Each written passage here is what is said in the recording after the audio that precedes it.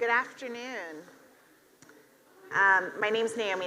I'm a reporter for the Washington Post, where I cover technology companies, primarily social media companies, and how they police speech online.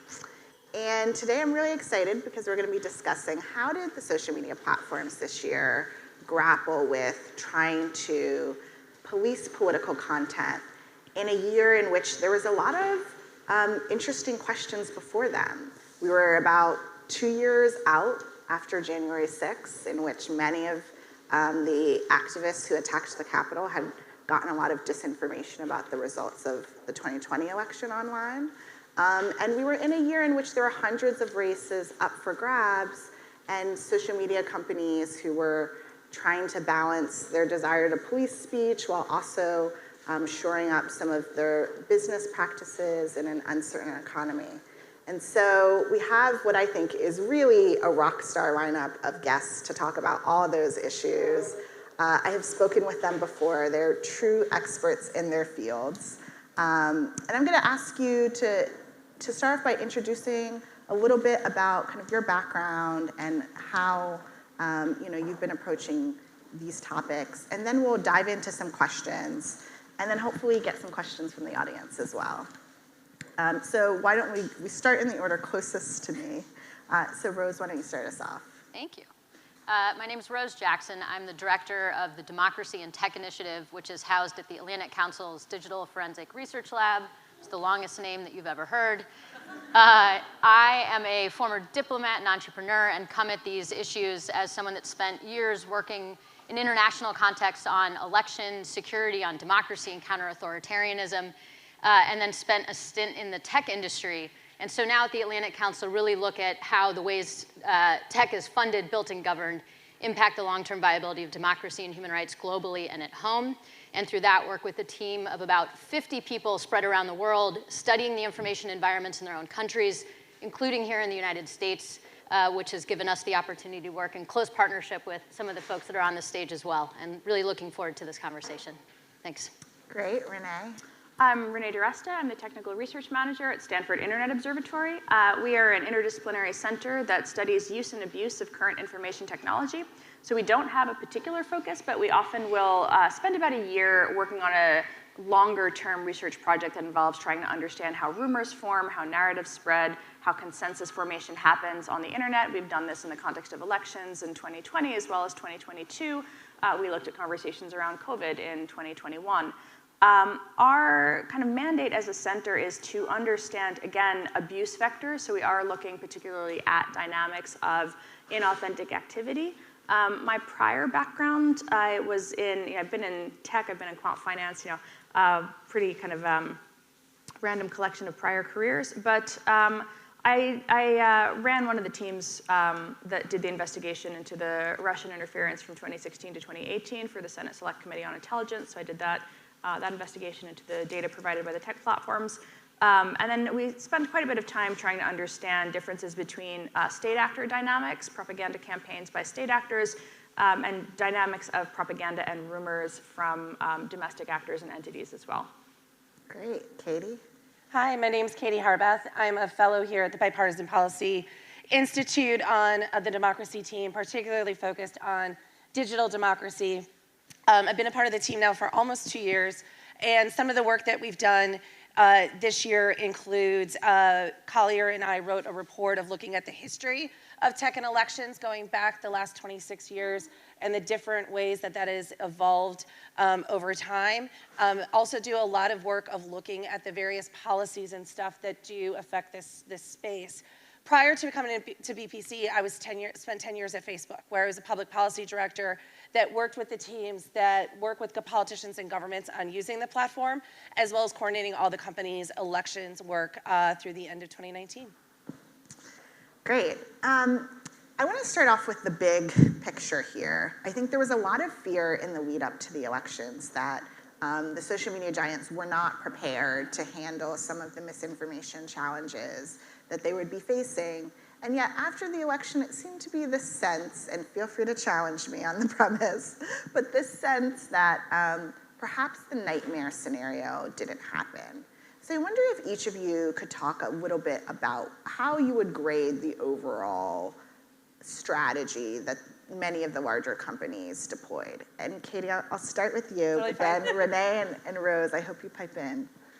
So I think the only part of the question I want to the premise that I want to challenge is the fact that we need to remember, and I don't probably need to tell people in this room this, but the midterms are different than a presidential. And so it's just fundamentally you don't have a single race like the presidential one. You don't have as long between election day and the electoral vote being certified for people to organize and everything. And so one of my biggest fears coming out of this midterms is we're going to be like, oh, maybe it's fixed now. Maybe we don't need to keep paying as much attention to this. And the reason I think part of it was okay was the work of so many of you in this room and the time and effort and money that you put into that. And we need to make sure that we keep that momentum up as we go into 24. For the social media companies, they did put a lot. So this is up to election day. We will not talk about Musk post and everything like that. But like lead up to election day, a lot of the platforms were putting a lot of time and money and effort into this. Renee and Rose can speak to you a little bit in terms of some of the things they found on the foreign interference side, things of that nature. We did see them change some of their rules, though, particularly around labeling any of the content that was talking about the 2020 election being fraudulent or something like that, that did raise a lot of questions and concerns. But we also had a lot of newer platforms that were a part of this midterms that, frankly, do not have as robust systems built up.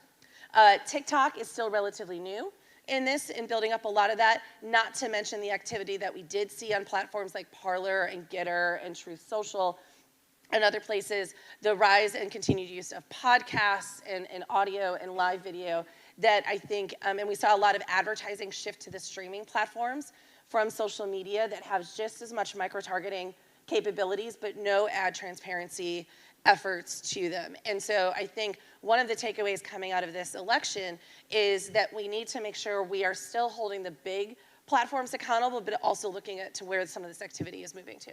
Great, and I'm sure we'll dive more into many of those topics, in today's session. But yeah, do either of you have thoughts about just overall grade of how the platforms performed this cycle? We weren't expecting any significant downturn, really, in engagement. Excuse me. We were interested in what was going to happen with Twitter, but again, the integrity team was still there through Election Day, and we had actually done some work with Twitter in the 3 weeks prior to the election, looking at Iranian and Chinese networks. We can talk about that at some point.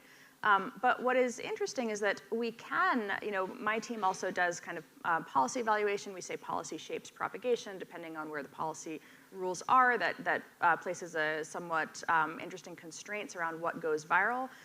Labeling and reduction from a feed are other modes of platform moderation. It's not only takedowns, which I think get a lot of attention because of the censorship dynamics in that conversation, but there are other ways in which platforms try to enable things to stay up while not necessarily propagating in quite the same way.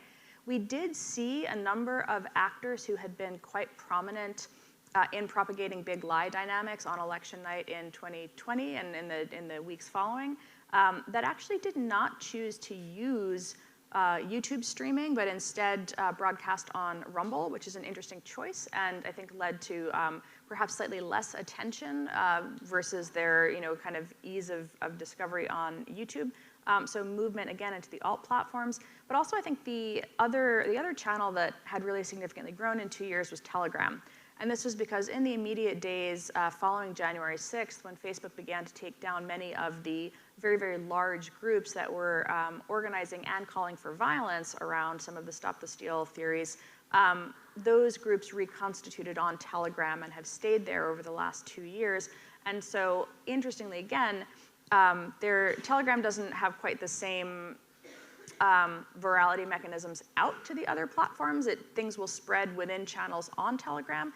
So the dynamics in organizing and things like that Facebook and Twitter did not tolerate following 2020 moved to this other platform, so they are still very much there.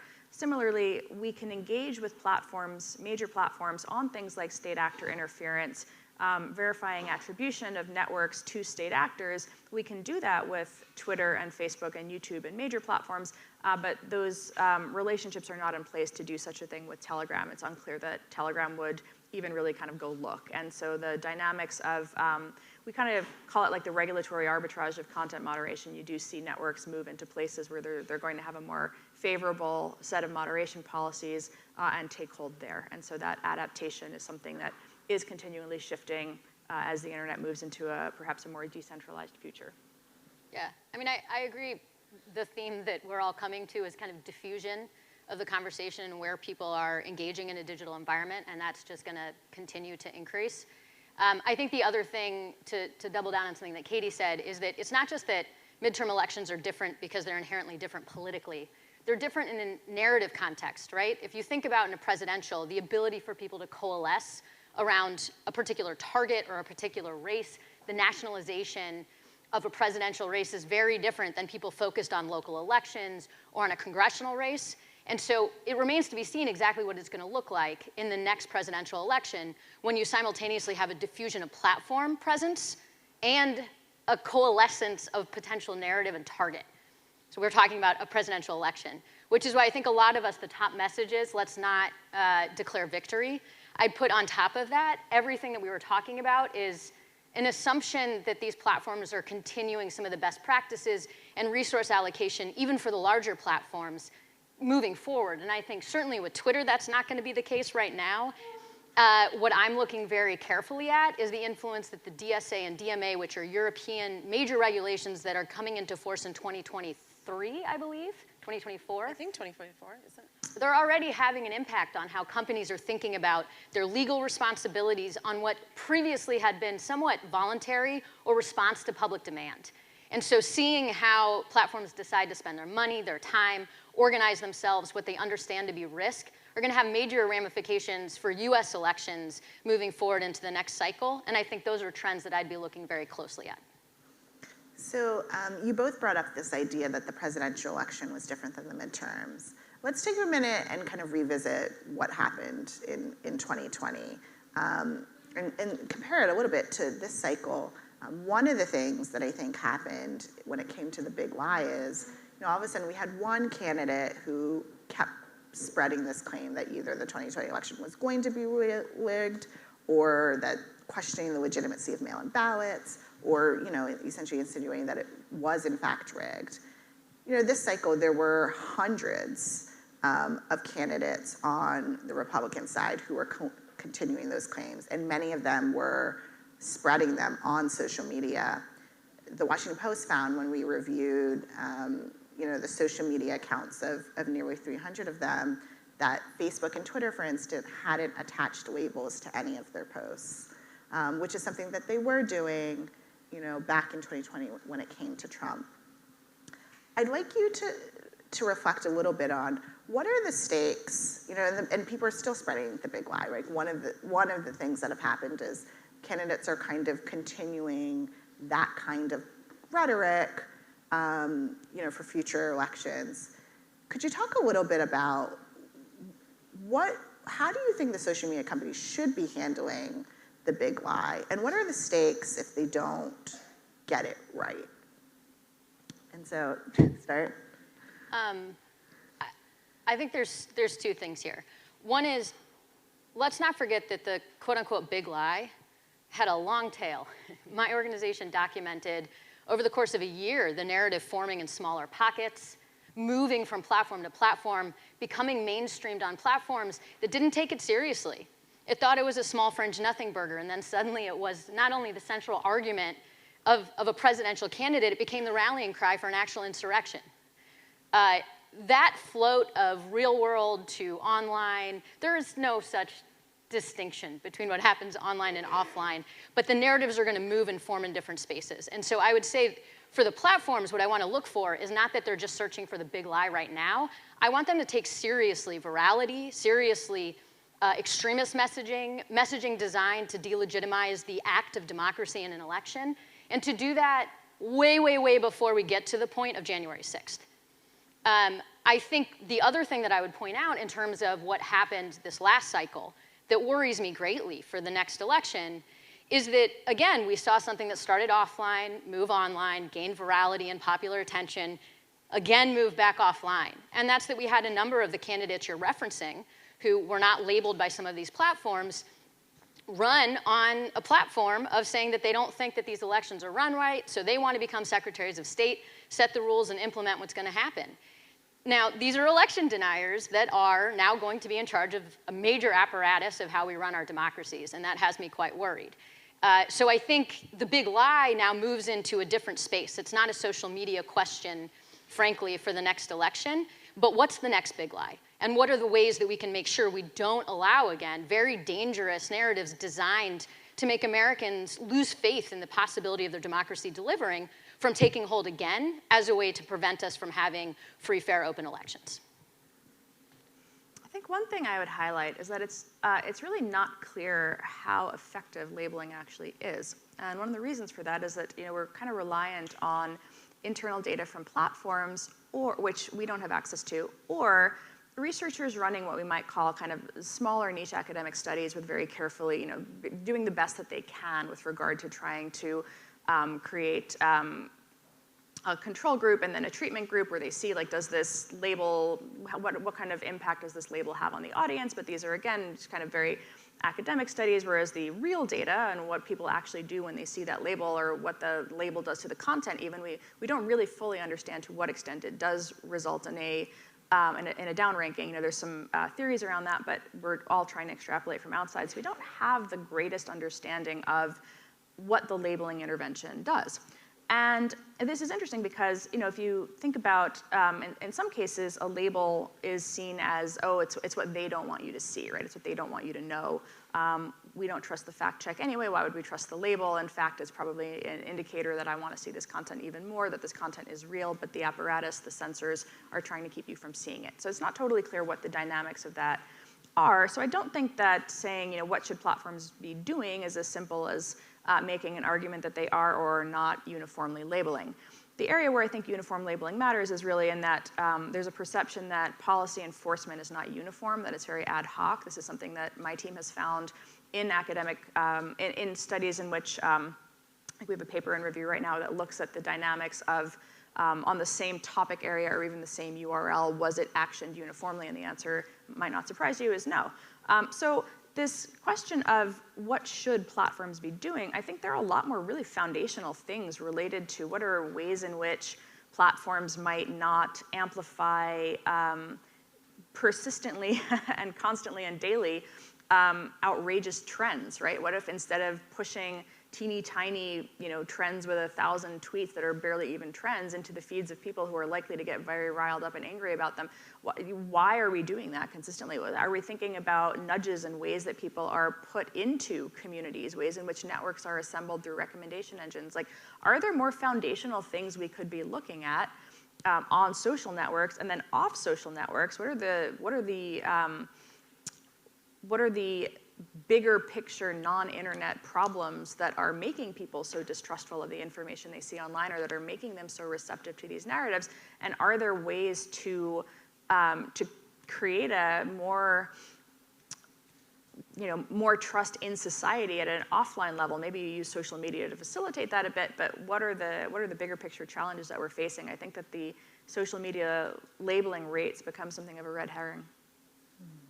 So I think Renee makes a really good point about there's the difficulty of defining what would be in and out of scope for some of this, because there is some legitimate debate, right, in terms of, again, as you all are very familiar with, of like the types, how we want our elections to be administered, what those should look like, and that should be still allowed, and that can oftentimes look very gray. If we were to do a content moderation exercise here, I bet we'd all come up with slightly different lines and where we would draw them. And so we shouldn't just look at this in terms of a whack-a-mole trying to find stuff and take it down situation. There's also that question of how do you continue to push more authoritative information. One of the things BPC partnered with Facebook on when I was still there in 2020, and I know they did with the EAC for this time around, is to try to show people more information about the process of voting, the process of counting the ballots, et cetera. Something we found interesting, thanks to Charles Stewart in the MIT Election Lab, we did a survey of who were the messengers that people trusted to get election information from. And one interesting tidbit out of many was people trusted their vote to be counted accurately, but not others, because they don't understand how votes are right. Why they're voted that way in Maricopa County is different than how they're counted in Brown County, Wisconsin, which is where I'm originally from. So how can we continue, like Renée said, continue to think about some of these proactive things? The pre-bunking, I think, was something we've heard a lot about this year as well, whether it was the Russian invasion to Ukraine or the midterms or the Brazilian elections, as well as part of doing this. But then to Rose's point, this economic situation, the layoffs, the changes in leadership at these platforms, and the desire, they just don't enjoy being in this political football, and I think there's a real question of where they will put some of these resources and what that will look like as we go into 2024, which not only has the US elections, but a ton of them around the world. And so we're gonna be fighting this on a lot of different fronts. Okay, let's pivot to one of those hot button questions that they're facing, which is Trump. So under Elon Musk, Trump gets his Twitter account back. Facebook is about to decide whether to hand Trump back his social media megaphone. They gave themselves 2 years and opened the door that he would get it before the 2024 presidential election. And remember, a lot of the platforms had restricted his accounts following January 6th. And so now it feels like it's a different political moment and even a different conversation in, I think, the tech policy world about permanent account suspensions and how world leaders should be treated. I wonder if you all could reflect on, A, what are sort of the stakes of restoring Trump back to the platform, and what might it mean for how world leaders who post on social media in ways that give social media companies a bit of a headache, let's say, what are the sort of implications for that decision? I'm happy to kick off on this. So first, I think we need to recognize there are real consequences, both intended and unintended, of either decision of letting him back on or not letting him back on. Just because he has not tweeted yet does not mean there is still what I still will think at some point in time, because both Musk and Trump both need attention, that at some point in time there's going to be some sort of epic battle between the two of them over this to create drama and entertainment, because they know that we just can't not watch the train wreck happen. So I don't think we should assume that Trump is just going to stay off these if let back on. The risks of letting him back on are obvious in terms of continuing to sow distrust in our institutions, potential of violence, all of the things that many of us, I think, are concerned about. However, I think not letting him back on, while I don't like either option, if you force me to pick one, I currently think that he should be let back on, maybe with some restrictions, because I just don't like the signal it sends to the rest of the world that a United States company can silence a candidate for president of the United States, and how that could give a reason for authoritarians and others to potentially then say and use it as an excuse for them to silence voices in their countries. Now, I think this is a topic where reasonable people can disagree. I can totally see both sides on it, but I don't think we should think that it's just as simple as no, he should be kept off, because there are going to be some real consequences to even doing that. Rose or Renée? I think incitement to violence, here are the questions that I think people have to grapple with. And to Katie's point, I actually wish we did more moderation exercises, because it's very true that every single person in this room would come up with very different standards. So you could start with the question, do you think Trump should be asked back online or let back online? Put that aside for a second. What are the policies that would lead you to that answer? That's a much harder question. I think Trump is a useful tool to come to that answer. But here's some of the things that you have to consider. Let's just say that in the early days of the insurrection, certain companies were a little slower than others to come to a decision. Even fewer of them could articulate to you why they had come to a decision. Now, some of us were asking questions about, are all violations of terms of service equal? I personally believe that goading people into political violence is a lot worse than spam, fraud, any sort of regular harassment that does reach a different level. But that would require you to actually have a conversation about what those standards are. If you'll recall, YouTube, which we haven't talked about that much, came up with this kind of out-of-nowhere statement of 3 strikes, which they had never communicated previously to anyone. We weren't totally sure where Trump stood on the 3 strikes, or what in fact would count as 3 strikes in the long list of things that you might consider for banning him off of YouTube. But they came to the decision that that had been there and gone. What this comes down to, though, is trust, and something that Renée spoke about earlier. Do we have any idea what it is that we can expect from a platform? Is there any uniformity to how a platform is implementing its policies? I think sometimes it's going to be hard to have total uniformity, but at least knowing what it is that a company says it will do, its policies are, and then whether it follows through on that. So as we get to the question of whether or not Trump should be on these platforms, I don't want Trump back on Twitter. And I'll say that directly. That's my personal view, because I think we've seen what it looks like when Trump isn't back on Twitter. It's a slightly more sane conversation. He has less of a megaphone. That megaphone is dangerous. I don't think he has a right to it. But that's my personal view. I would much prefer that each of these platforms actually articulate standards on these really difficult questions. And I do think in the same way that we talk in governments about there being consequences and rules that we expect everyone to abide by, just because you decide to run for president doesn't mean that you no longer have to abide by those rules. And if you've been kicked off a platform because you behaved a certain way in violation of a private company's terms of service, I think it's perfectly acceptable for a company to decide, regardless of what you do in the future, they don't want you on their platform anymore. One thing that we consistently see, even holding Trump aside, is that prominent accounts are treated differently than ordinary people. You are much more likely to be moderated for making a threat of violence if you are an ordinary account than you are if you are an influencer. Now, it is my opinion that we are not a nation of kings. And it's unclear to me why a social media company, which has a policy and has an enforcement plan, would be deferential to influential accounts that actually do have a potential to incite real-world violence far more than some random egg account spouting off in a random hashtag. So I think that our enforcement policies around public interest have actually been backwards for quite some time. I think Trump was only one example of that.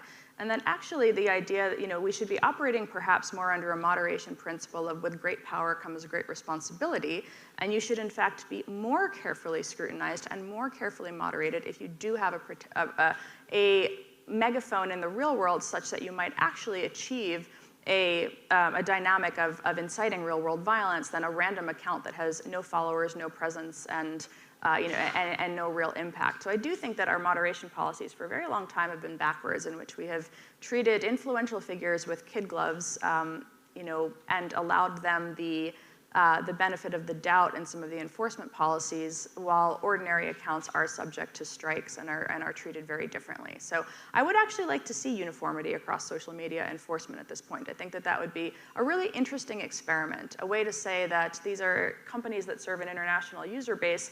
Why should an American politician be treated with kid gloves, but an ordinary American citizen not? I mean, it's worth calling out today. Yeah, I was just about to put it there. You're like, let me get there. So today, the Oversight Board, which is an independent body that Facebook created and funds, made a policy review on Facebook's cross-check program, which is the program in which they sort of defer, or rather whitelist public figures while a human makes a decision about whether they should face enforcement action for their content. And the Oversight Board stopped short of saying you should dismantle the program altogether, but they did make some recommendations around transparency and how it should operate. And obviously, I think this kind of approach is the approach social media companies have been taking when it comes to top political candidates in elections and taking enforcement action against them. I wonder, and Katie, I might talk to us a little bit about kind of what happens inside the company as they're sort of making those decisions. What are the pressures they're under? And if there is, maybe you can kind of give us an insight on like how they might be talking about it right now as we speak when it comes to Trump returning for 2024. Oh, those are two kind of different things, but I guess somewhat similar.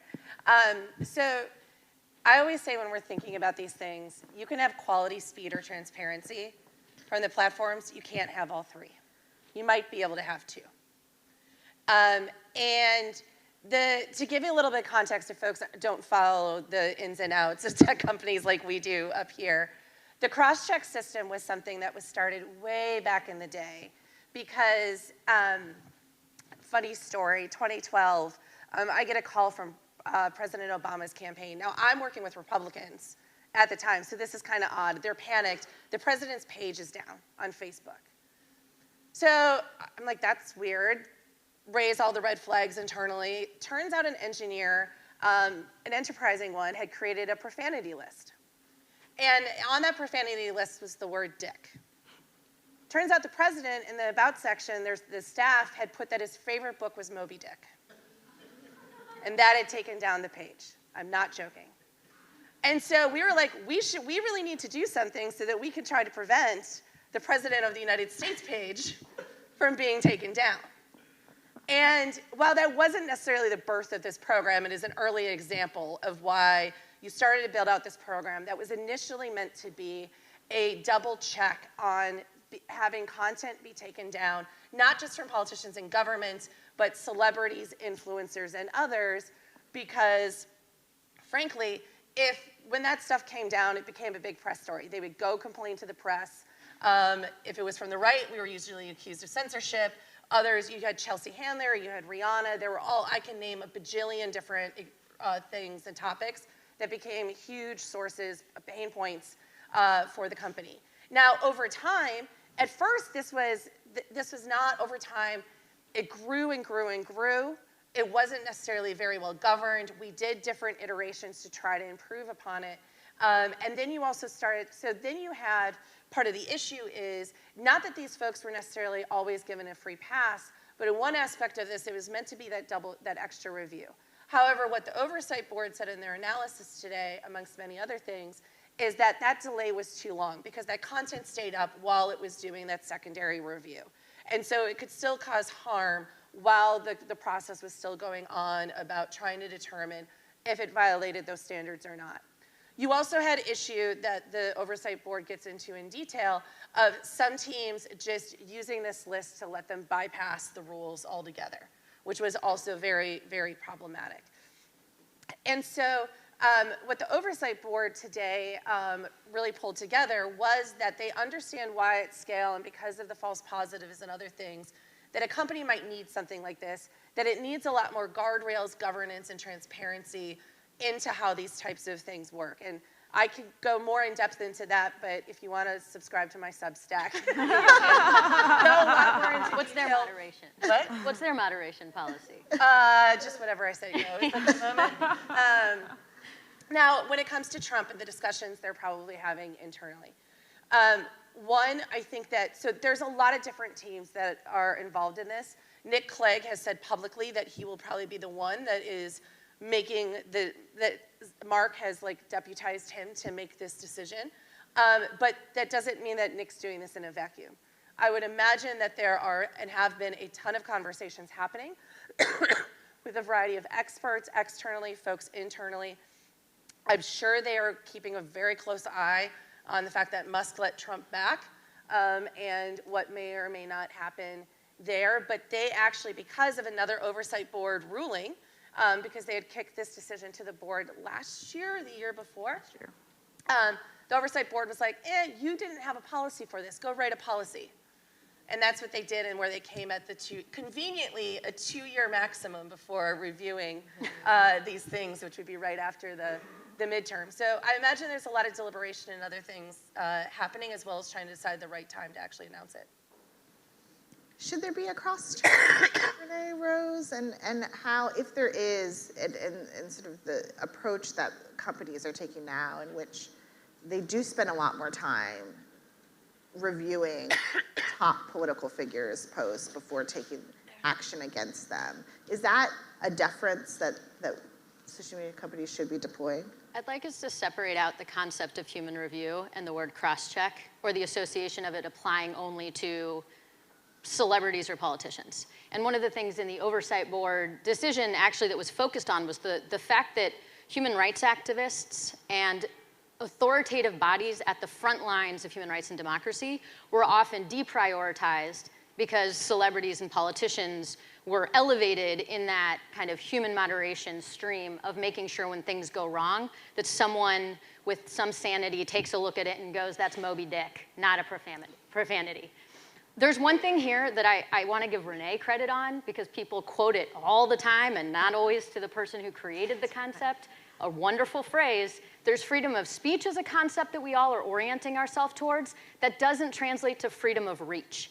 And what that gets to, and then I'm going to let Renée explain her own concept more in depth, is that we can't have these conversations in total isolation from an understanding of these platforms as having the power to supercharge the availability of narratives and individual perspectives to the world. And that's where it's very different from just whether or not someone gets to say a thing on the internet. There's lots of places you get to say things on internets, and if you're a politician, even more places, not just on the internet, that you get to say things. My one tweak, personally, from what Renée was focusing on, the reason I say I have concerns over uniformity is in some ways I actually think that human rights activists in Iran right now should get preferential treatment and elevated to be at the top of the line. The urgency, the consequence of the situation befits it. I don't think that every single celebrity and every single politician should automatically get a pass. And so what Katie was referring to, that's also part of the Oversight Board decision, was pointing out the ways in which the cross-check system was getting misused to just create a queue where if it was someone no one wanted to piss off, they didn't have to deal with the rules. Those are different things. Human moderation is essential, and anyone that thinks you're going to be able to throw some sort of magical AI and automation at the internet and clean it up, you're in for a very, very long and painful journey.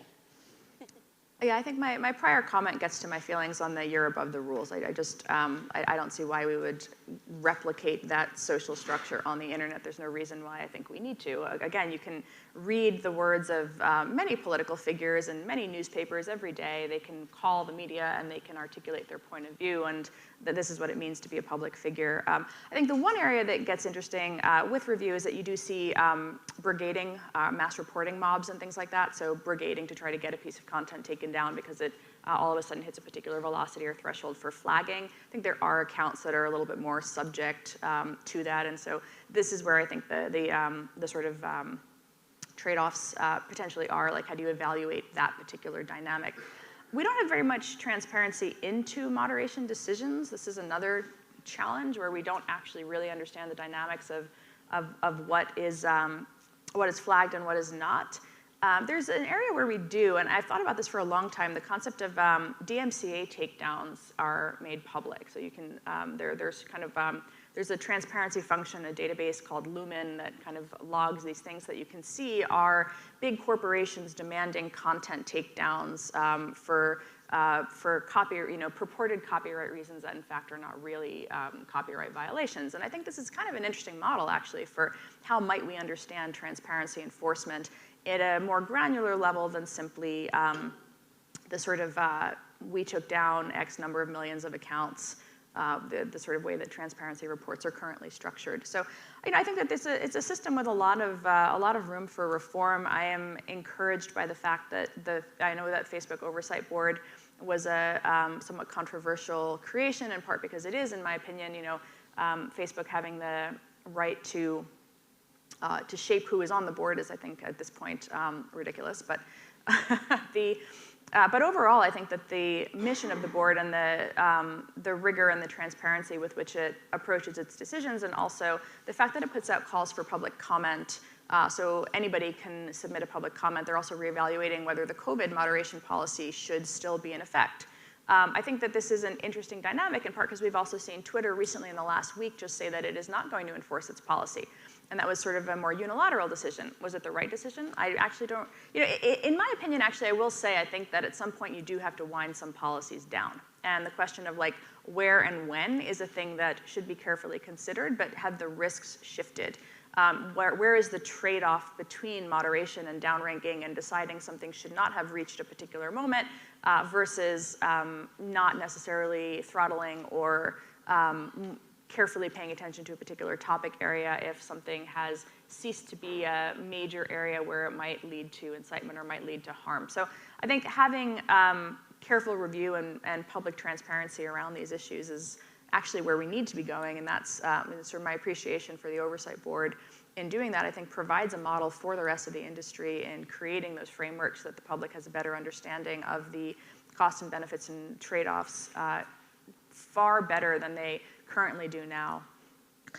Renee, I want to pivot back to you a bit. So one of the most common questions I'm asked by sort of everyday readers outside the tech world is, are we still under a significant threat from foreign actors trying to meddle in our elections?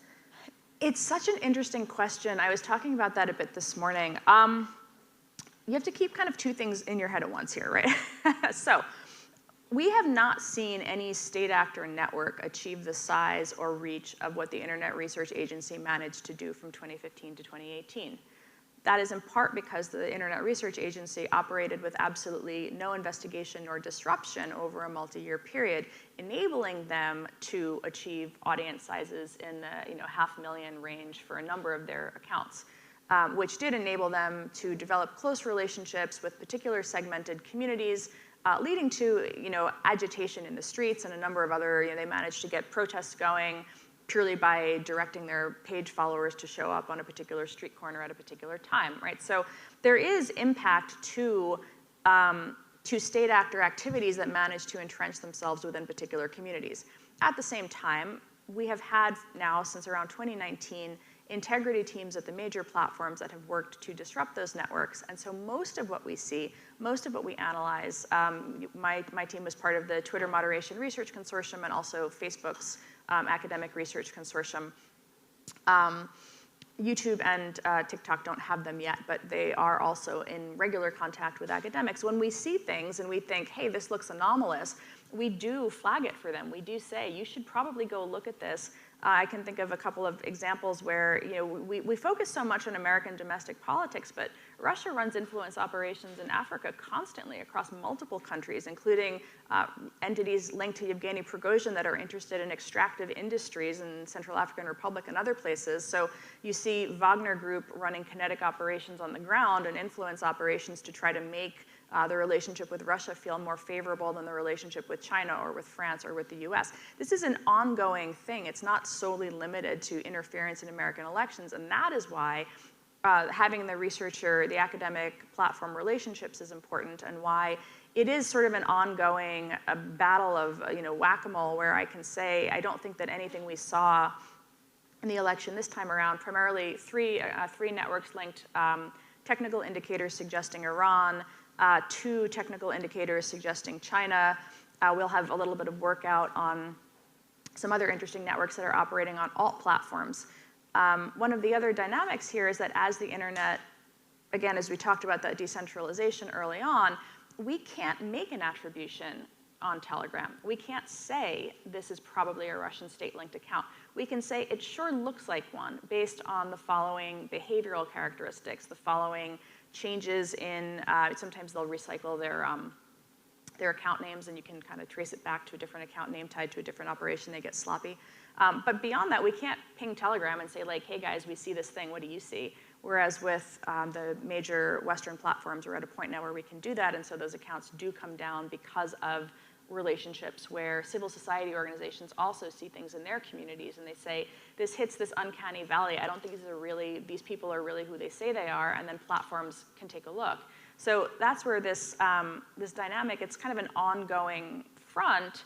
I think that ultimately the best solution is having that ongoing relationship, that ongoing investigative process, but also just resilience among the population, just teaching people, here's how propaganda works, here's what you're likely to see.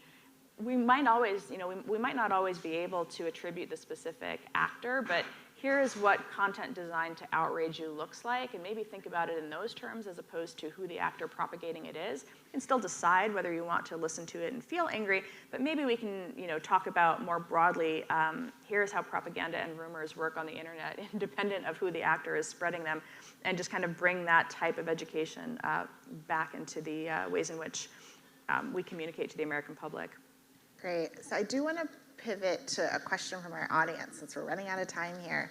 And there's a couple of them that kind of all are sort of asking the same thing, which are there any case, court cases, bills, legislation that in the states or federally that any of you are particularly hopeful about that might embolden or encourage the social media platforms to take different actions to fight election-related, either disinformation or integrity issues?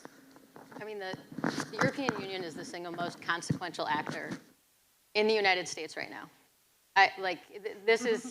I do national security and foreign policy, and it's still insane to me that we don't actually have any of our own data protection laws or, frankly, standards outside of an oft misunderstood liability protection on the internet. It's abdication of power and responsibility. That said, so number one, the DSA and DMA, you should get familiar with it because it's going to have major ramifications on our platforms and how our information environment looks. Number two, there actually are really good faith efforts happening right now in a number of different places, both in states and at the federal level. Whether or not they have hope of passage is, let's say, pretty low. But take a look at some of the things that are happening on transparency, to what Renée was referring to, which is an essential component. The bills that Klobuchar, Coons, and some others have put out, there's companion bills on the House side. There are efforts to try and create better capacity for the FTC to play in the digital environment in any real way. And they're talking to their European colleagues who are setting actual enforceable rules for how transparency will be required from companies. And that, to me, is a really positive innovation space. California's been busy. There are a lot of mixed views about some of what they're coming out with, but that's an active experiment that we all should be having conversations about. A lot of people don't know that one of the first data protection laws in the United States was in Illinois. So for folks who think that this is a new conversation or a conversation that doesn't spread into other places, I encourage you to get familiar with the caveat that if we continue to try and legislate and create regulations in every single state and in every single country, not only are we going to end up with an unenforceable standard where companies have even more of a very reasonable excuse to say, I can't do this anymore, we're going to lose the power of ensuring we're prioritizing what is most essential for an information environment to actually function in a way that is compatible with our democracy. And so, again, let's look to the DSA and DMA, and let's push on privacy protections in the United States as a first step. I think Platform Accountability and Transparency Act is what I want to see reintroduced. I think it's foundational. A lot of the researcher relationships, the things I'm describing that have evolved over the last 3 years have done so in part just because people went to the same conferences and met each other, right? And it was really very much how can the companies, some of the relationships were pioneered with DFR and Stanford both had some of these early access relationships around platform takedown data, state actor platform takedown data. And again, those relationships were built up over time and were predicated on capacity. Can researchers perform effective research on this data? There are certain trade-offs. If we were to expand those programs, what is where are the lines for ensuring that privacy is protected? Who are the qualified researchers? Who determines what qualification means? And so there's a lot of, I think, nuances in that, but the alternative is that this happens because, through the good graces of the platforms, as opposed to because there is any kind of societally agreed upon view that these are critical communication infrastructures, and it behooves us as a society to understand what is happening within them.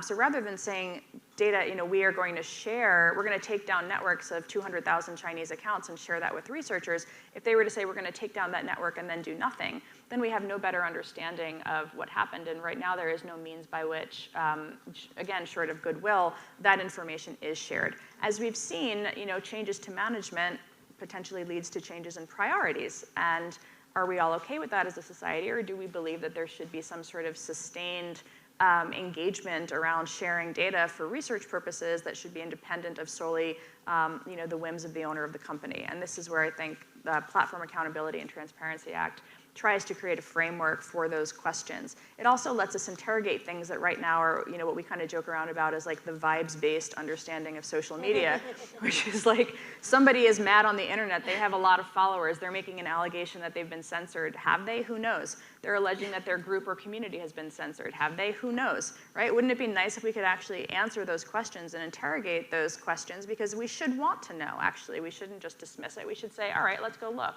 let's see what the data says. And right now those investigations are done internally by the platforms, which has sort of a fox guarding the henhouse dynamic. So might we create frameworks to do those, to answer those questions outside? This is something that there should be, and to some extent is, bipartisan agreement on. But one of the reasons why transparency legislation doesn't go far is because it's not seen as punitive enough.